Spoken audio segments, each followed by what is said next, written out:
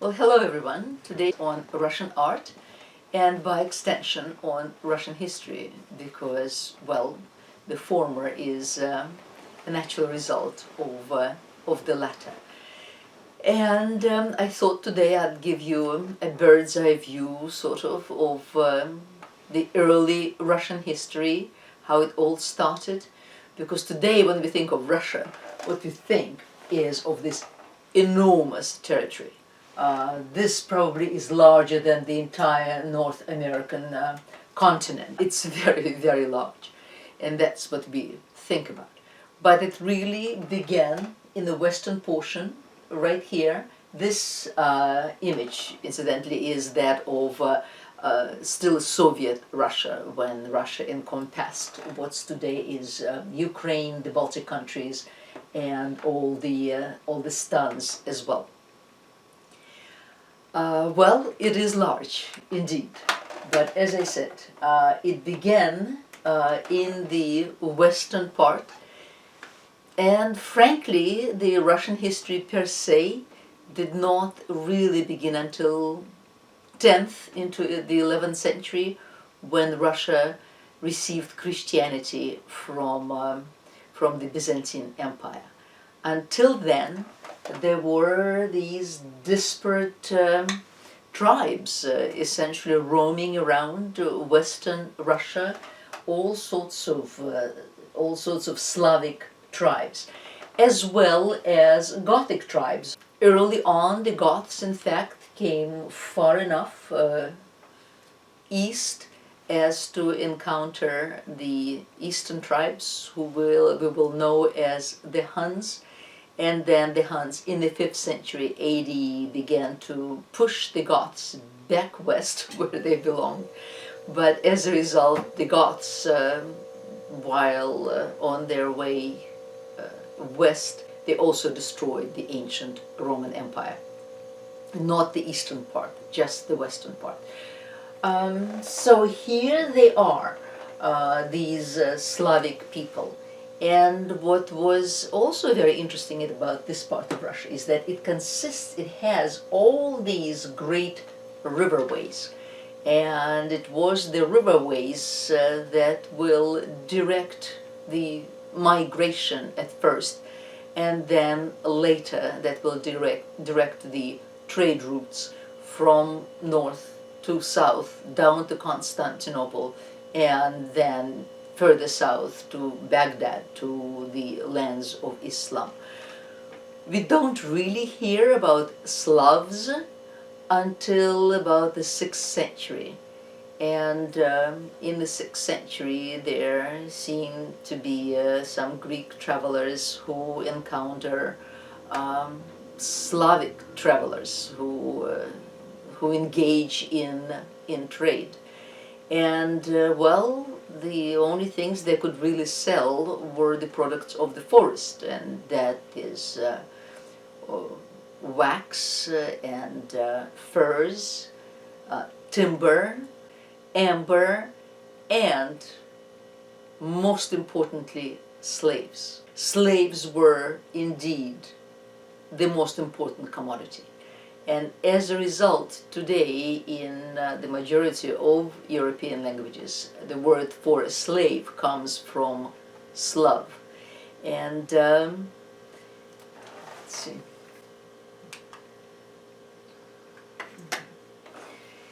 In another part of early Russia, and actually later Russia as well, this is the Kievan Rus, right there, there's the translation here in English.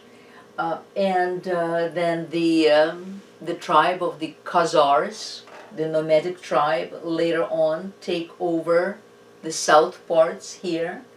And then the Bulgars. All of these are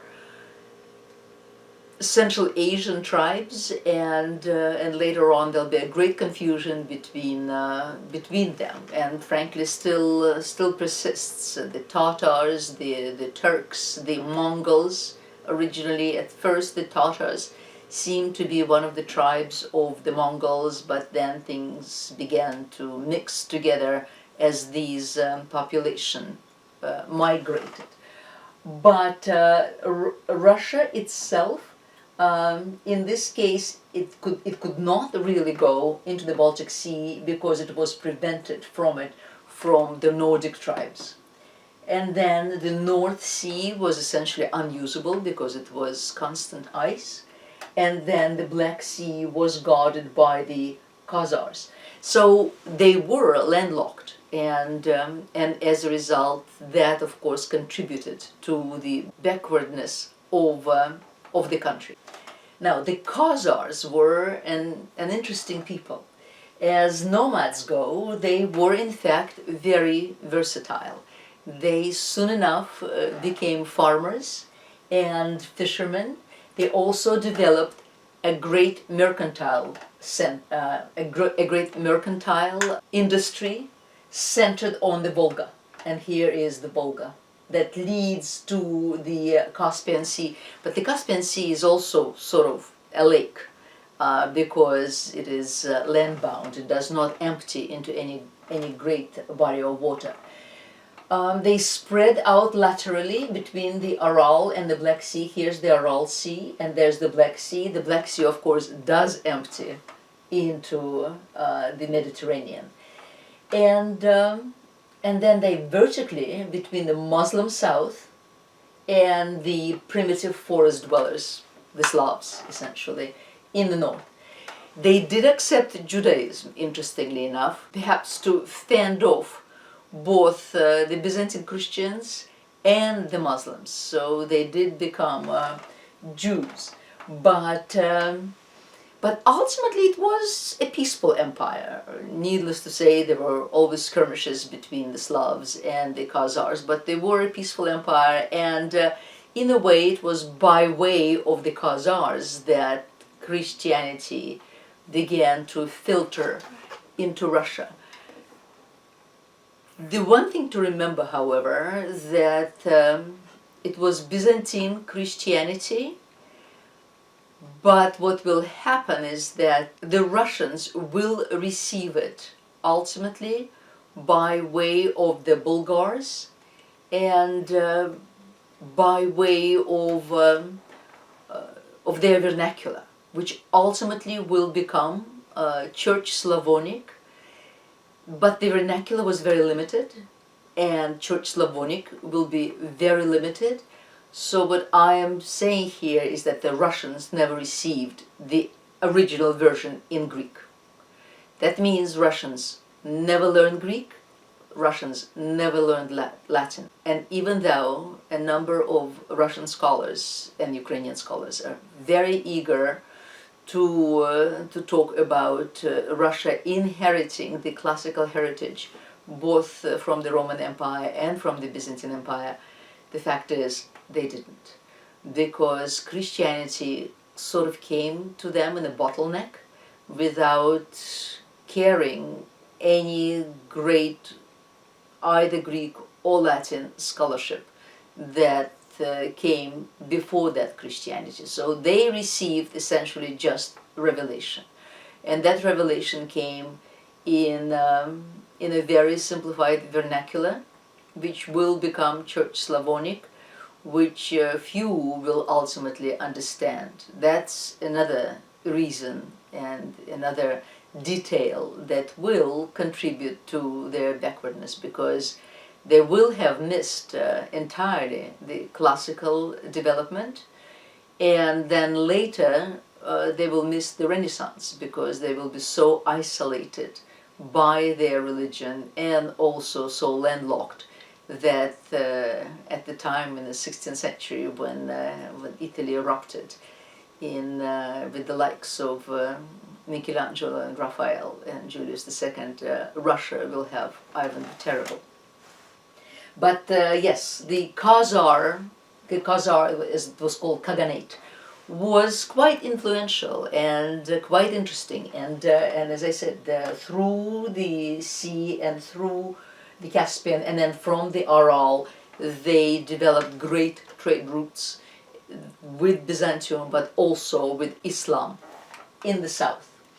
Now, speaking of Islam, Muhammad was born towards the end of the 6th century, And then already during his lifetime, the entire Arab Peninsula here was converted to Islam, and then during the 7th century and into the 8th, all these lands that you see here, this is former Persia and a great part of Spain as well, were converted to Islam. And but interestingly about Islam, because of course they were never landlocked and they possessed great curiosities. So as they ran over these Greco-Roman lands, the former Roman Empire, they very quickly came to appreciate its achievements and began to absorb its philosophy, its mathematics, its achievements in general to a great extent,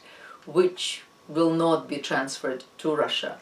However, here they are, and the people here, they quickly converted to Islam. So before that, these were Christian Byzantine lands, but well, Christianity failed there because Islam offered clearly more advantages. And so these formerly Christian lands were now converted to Islam.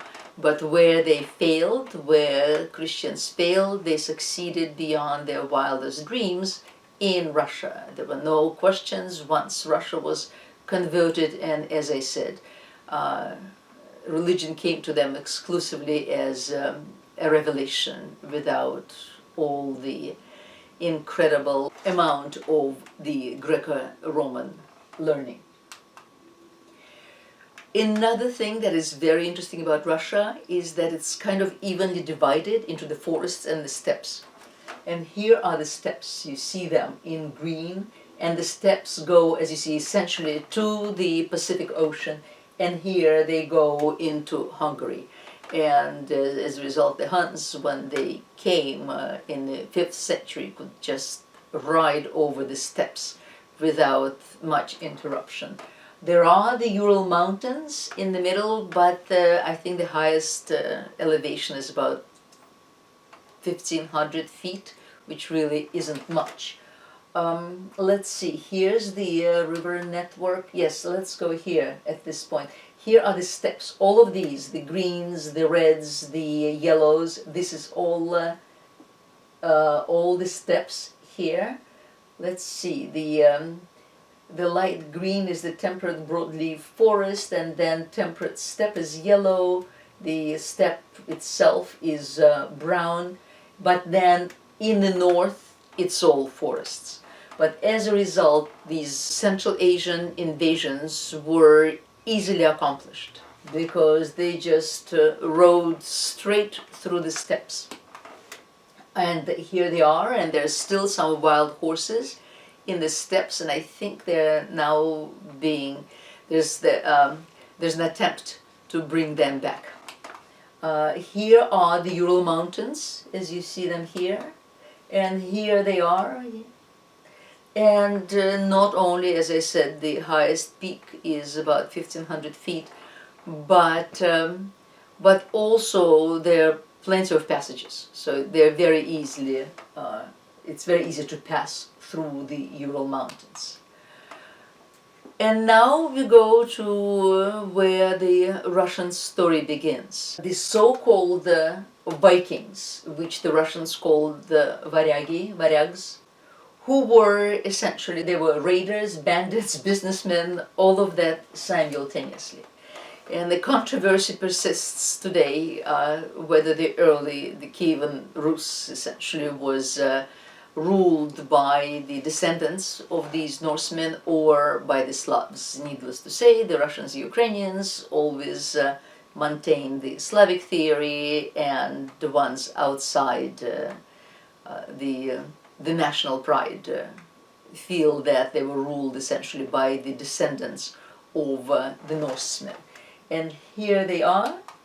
They came from, well, here is Finland, then Sweden and Norway. Now Sweden and Norway, that's where the Norsemen came from. They came to Russia about the same time as they went west, and of course frightened the the inhabitants of what today is England and France. And they made up what today is Normandy in France, and of course a large part of England, the Anglo-Saxons, and played a huge role in the history of the West, as well as they will play a huge role in the history of Russia, because they use those same rivers, and you can see the rivers here. These are trade routes, the principal trade routes in the red, but the principal trade routes in fact followed the rivers. And here they all are. They were extremely interested in trade, and in trade with Constantinople, but also in trade with Islamic nations. And again, what did they have for exchange? They had wax, amber, honey, furs, and slaves. Lots and lots of slaves. They enslaved their own people, and they also enslaved those they conquered. Slowly but surely, they began to mix with the Slavs. Again, that's why so many of the European languages have in the root of their word for slave the Slav, because that's where the slaves came from into medieval Europe, from here. And some of the main markets for slavery were Crimea, and then of course Constantinople, from Crimea to Constantinople. Islam also valued very much the Slavic slaves. And then even later on in the Ottoman Empire, the whole caste of the Janissars were originally the children who were abducted from various tribes here, whether it's the Caucasus or southern Russia, and then trained as a military caste. As I said, with time they settled down. Kiev was convenient because it's right here on the river Dnieper, right there, and Dnieper empties straight into the Black Sea. But then there were a number of other towns that will be settled, and that is Chernigov, Smolensk, Rязань. Later on, Moscow will appear, but not really until the 12th, 13th century. Before Moscow, there was Vladimir, Suzdal, Rostov, and then Novgorod, of course, because the Norsemen right here came to Novgorod and Pskov. So all these cities loosely made up what we know as the Kievan Rus. It was, as I said, a loose federation of Viking-ruled principalities in Eastern Europe from the late 9th to the mid-13th century, under the reign of the Rurik dynasty. Rurik, who is a legendary figure, he was a Norseman. He established himself in Novgorod. He made himself the Prince of Novgorod, and then proceeded to have progeny. And that progeny then would essentially travel around and establish other settlements. While in Europe, feudalism was pretty firmly established by that time, with a very determined hierarchy of vassalage and of fealty, that was not the case in Russia.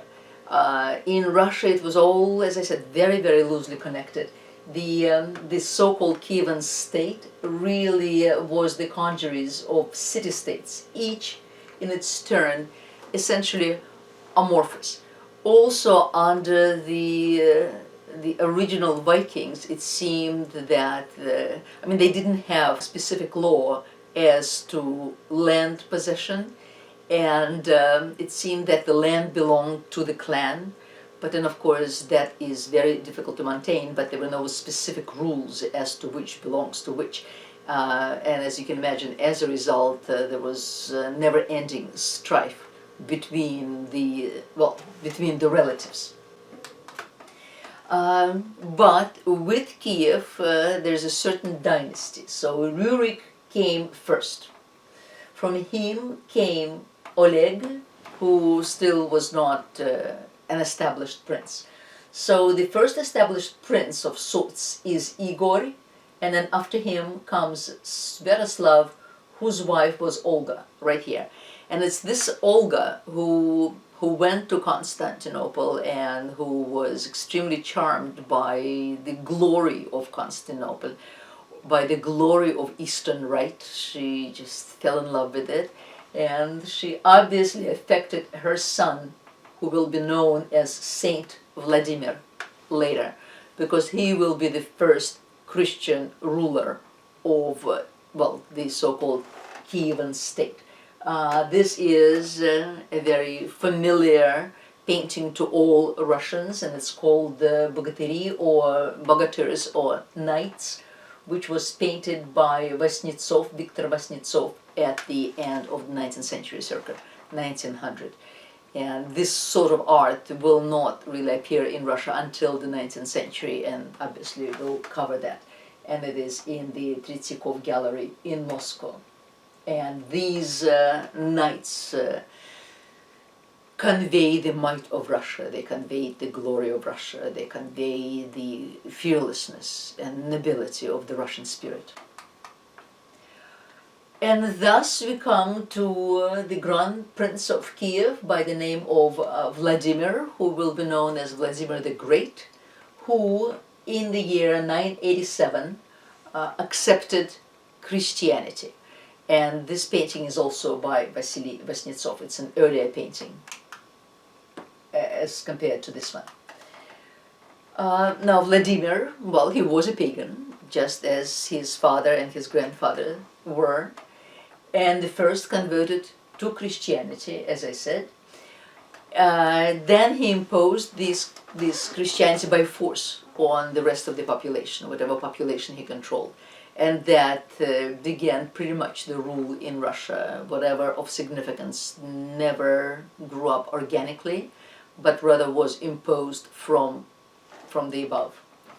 His choice of Christianity, because he had the choice of Christianity, Judaism, and Islam. Islam was out of the question because he loved heavy drink. And well, Judaism also, because even though the Jewish patriarchs did have several wives, this was no longer the case with contemporaneous Judaism. According to the chronicles, our Vladimir he had led a wild youth and was insatiable in debauch.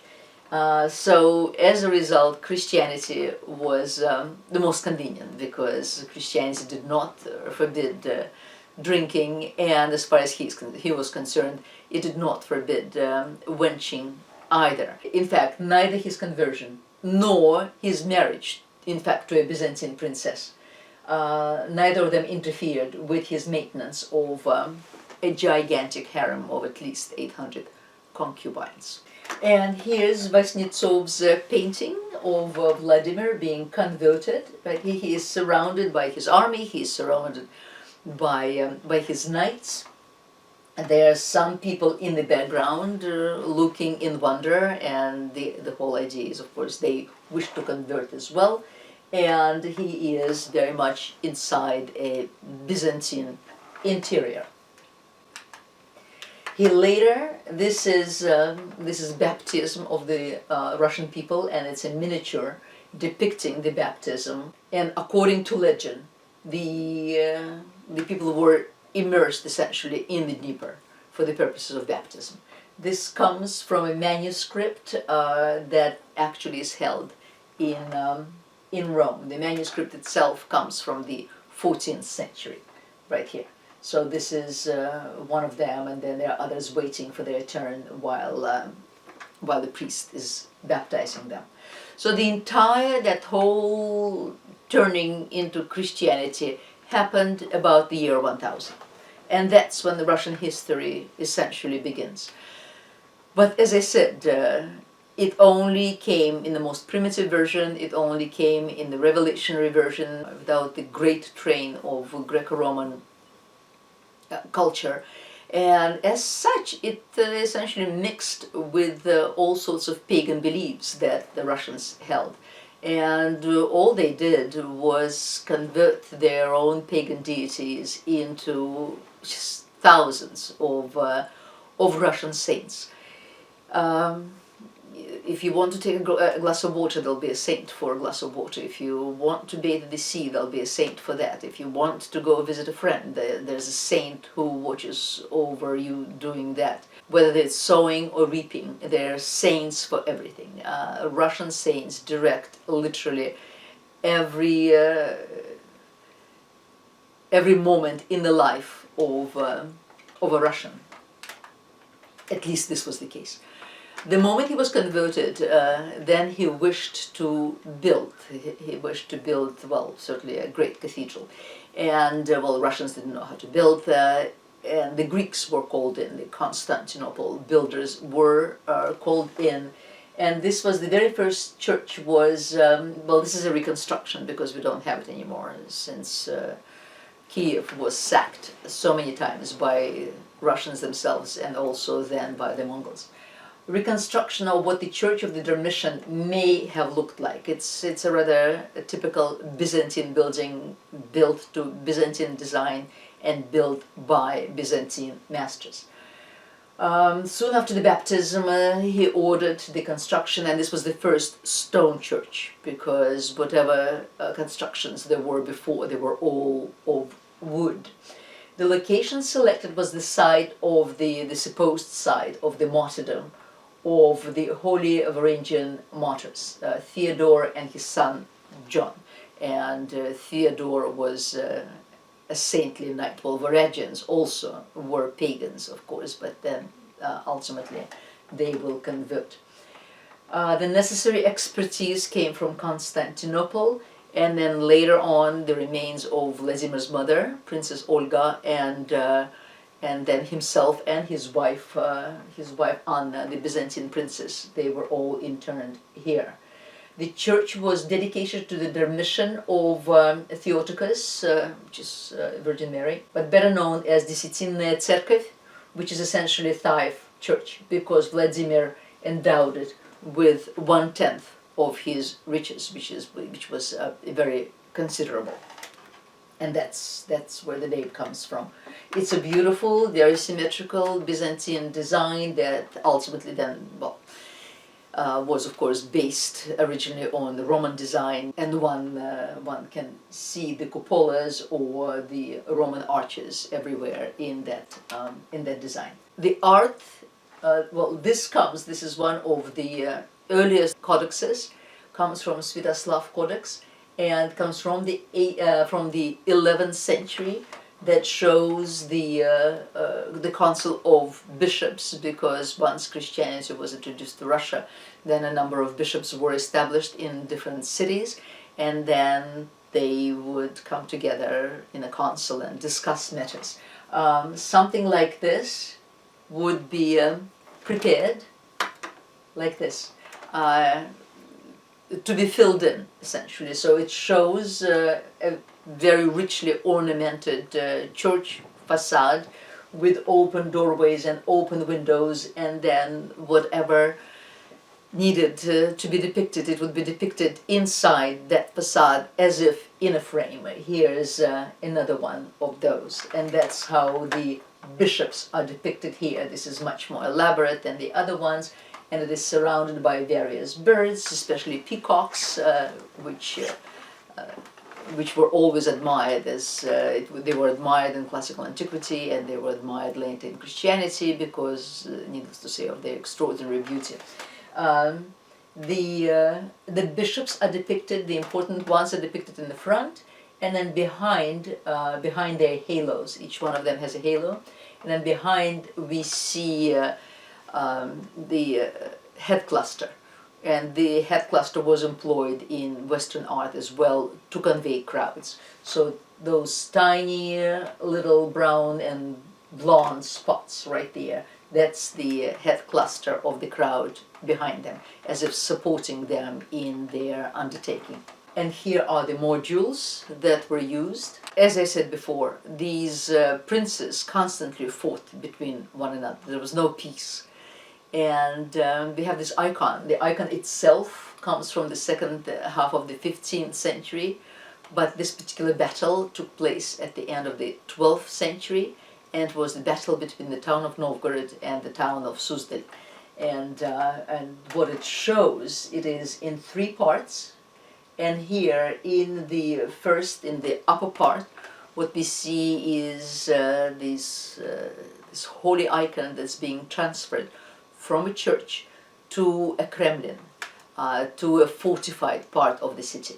And every town had a Kremlin. I mean, today we are familiar with it from Moscow, but each of those towns had a fortified part. And so the icon is being transferred right here because Novgorod knows that the forces of Suzdal are not far away. And then the forces of Suzdal do something unthinkable. In fact, while the icon is still in transit, the Suzdal archers sent their arrows into the icon, right here, which of course the Novgorodians could not forgive. And then the third element right here is the warriors of both towns engage, and the Novgorodians in fact win the battle. So that's the story about the fresco. A lot of these fresco painters may have been Russian, but they were trained by the Greeks, or they were the Greeks, because there's a great deal of Byzantine grace and sensibility in this, but also at the same time a complete compression of space. There is no such thing as space. There are no backgrounds. Everything takes place right in the front against a blank wall, essentially.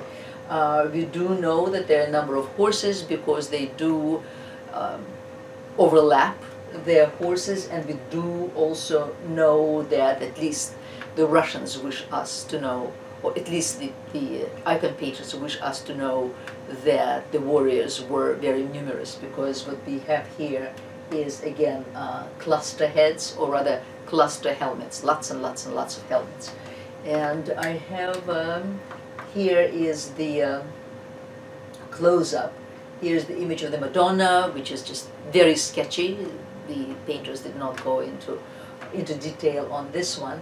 And here are the arrows that fly towards the Madonna. And you can see here the helmet cluster. In fact, the icon painter took care to give it highlights so that the metal could in fact be recognized. And then the last row is they are the two forces that battle one another with the help of obliging angels. But in the end, of course, the Novgorodians assigned the victory to the Virgin. One of these earlier rulers was one Vladimir Monomach, and Monomocki means essentially a hand-to-hand combat. And the reason he got that sobriquet is because he married into a Byzantine family that had that last name. And here he was the son of Vsevolod, and by a relative of Byzantine Emperor Constantine IX, Monomachos, from whom Vladimir obtained his sobriquet. And contemporary Byzantine naming allowed the keeping of a wife's name if the wife's family was more illustrious than the man's name. Reason we are talking about him in particular, and here he is. He goes straight from Rurik down, and there is Vladimir II, and that's Monomachos. This is still all the Rurik family. The reason we're talking about him is because of this Monomocks hat right here, which is actually an early 14th century gold filigree skull cap. It is composed of 8 parts, 8 sections, which are very well ornamented with scrolled gold overlay. It's also inlaid with great precious stones, rubies, emeralds, pearls, and then they trimmed with sable and surmounted by a cross with pearls at the extremities. Now the thing about the so-called Monomocks cap even though the Russians, many Russians firmly believed that it belonged to this Vladimir II, but it had nothing to do with him. And it was actually produced about a century, if not more, after the actual Monomocks. It is still unknown where the hat comes from. It's very possible that the hat itself was made in Byzantium and then the Russians added the sable.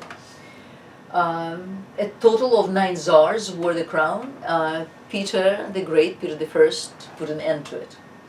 And there had been other caps right here. And you can see there had other caps that resemble the cap of Monomocks. Well, it became a crown, and it became the symbol of great power, ultimately. And the Moscow rulers will wear it as well. And now we come to the icons. Tradition tells us that the original icon was one virgin Hodegetria. This is not it. We don't know what it is. And the virgin Hodegetria, which means the one who shows the way. That's what Hodegetria means in Greek. And it is an iconographic depiction of Theotokos, of the Virgin Mary, the original of which was presumably painted by Saint Luke. Now there's a great deal of confusion about the saints as it happens. Saint Luke was supposed, he was not a disciple of Christ, or perhaps he was one of the 70 disciples. He was not one of the 12 apostles. But he presumably knew his mother, he knew Mary, and he knew little Christ. And St. Luke, by tradition, is known as a physician and a painter, and that he was the first to have painted the Hodegetria. And that's where the image comes from. The typical Hodegetria has a mother not exhibiting any emotions, who holds Christ on her left side, and in most cases Christ is depicted as a young adult, and he is essentially just glued to the side of the mother. There's no attempt to show naturalism in the mother holding a child on her left arm. And then with her right hand she exhibits him to the world at large, as to here's what I've done, and this is for you, and one must appreciate, needless to say. So thus Hodegetria. So one took essentially this image as a module, and then of course millions of variations of icons were painted by a number of painters. This one is the oldest icon that the Russians possess, and it's called Our Lady of Vladimir. And it comes from the first half of the 12th century. Well, needless to say, it was restored over and over and over again, but it seems that the faces are original. These icons, again, were all painted by the Greeks, not by the Russians. Andrei Rublev will start painting in the 15th century. We are now in the 12th century. So whenever art is concerned, Russians always called Byzantine artists to do the work. Even though crafts did begin to appear in Russia, and as time went by, just before the Mongol invasion, they achieved great beauty and great skill, the Russian craftsmen. But the icons, for the most part, were painted by the Byzantines. And this one shows tenderness. This one shows closeness, and as such, it's a tender Madonna. The question is where the icons came from in the first place. And it's very, very possible, in fact, quite likely, that the origin of a Byzantine icon, and then, of course, of the Russian icon, is with the Fayum portraits in Egypt, the Fayum portraits of the late Roman Empire, where the Romans settled a number of retired soldiers and their families, and they adopted some of the ancient Egyptian customs, such as embalming, but then instead of creating very elaborate sarcophagi, they, on their coffins, they painted the dead, and some of the portraits of these dead are rather remarkable. So here's a couple, and so during the first third to third centuries AD, when most mummy portraits were created in either tempera or in caustic. Now, in the tempera technique, one suspends the color itself in egg yolk, and in caustic in hot wax. So either one technique or the other technique were used by the Egyptians, and by the 3rd century, certainly into the 4th, they were converted. Many of them were converted, certainly in the north of Egypt, to Christianity. So it's very possible that the Byzantine Empire, that in its early stages, Egypt was part of the Byzantine Empire. It's very possible that the Byzantines got the idea from these Roman Egyptians, because when one compares the early icons, not that many survived because of the Byzantine iconoclastic controversy between the middle of the 8th and the middle of the 9th centuries. For 100 years there was an iconoclastic controversy, as a result of which a great deal of icons, in fact the majority of them, were destroyed. But still, the ones that survived, and when one compares them to these Fahim portraits, there is a definite similarity. So it's very possible that is where an idea of an icon came from in the first place. And then, of course, the Russians inherited it from the Byzantines. Here, the 11th to 13th century, 1,000 years later after Fahim. And when we look at some of the faces, and even at the stiffness of the image, this is St. George, there is Fathers of the Church, this is St. Paul and St. Peter. Yeah, they remind us of the art of 1,000 years earlier, of the Fahim art.